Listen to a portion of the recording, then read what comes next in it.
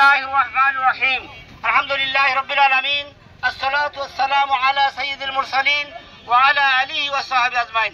সংগ্রামী ছাত্র জনতা, আপনারা জানেন ছাত্র জনতার রাজপথে সংগ্রাম এবং রক্তদানের বিনিময়ে সদ্য ফ্যাসিস্ট খুনি শেখ হাসিনা বিদায় নিয়েছে, পালিয়ে গেছে।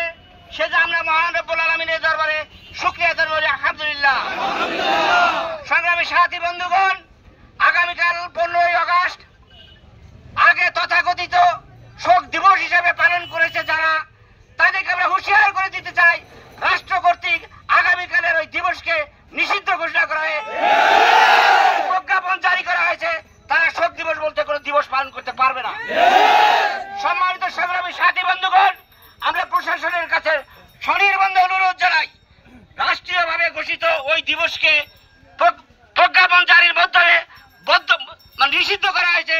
এরপরেও যদি কোন আওয়ামী ভাই করেই বলছি, কোন আওয়ামী ভাই আগামীকাল প্রশাসনের তথা রাষ্ট্র কর্তৃক ঘোষিত প্রজ্ঞাপন জারির মাধ্যমে যে দিবসকে নিষিদ্ধ করা হয়েছে, সেই দিবসে যদি কোন কর্মসূচি পালন করতে চায়, প্রশাসনকে আমরা জানিয়ে দিতে চাই, এর জন্য যদি জনরোষের সৃষ্টি হয়, এর জন্য সম্পূর্ণ দায়িত্ব প্রশাসন গ্রহণ করবে। সংগ্রামী সাথী বন্ধুগণ, বাংলাদেশের আপামর জনসাধারণের ওই দলটির প্রতি ক্ষোভ রয়েছে, শেখ হাসিনার প্রতি ক্ষোভ রয়েছে।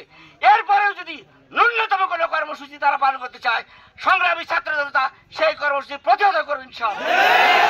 আগামীকাল আমরা বাংলাদেশ জামাত ইসলামীর পক্ষ থেকে অগাস্ট মাস, এটা স্বাধীনতার মাস, দ্বিতীয় স্বাধীনতা অর্জিত হয়েছে আমাদের, কি বলে অগাস্ট মাস সংগ্রামের বিজয়ের মাস। আমরা বিজয়ের মাস হিসেবে পালন করার জন্য আগামীকাল কর্মসূচি দিয়েছি। সকাল 9টায় আপনারা যে যার মতো প্রস্তুতি গ্রহণ করে আগামীকালের প্রোগ্রামে উপস্থিত হবেন।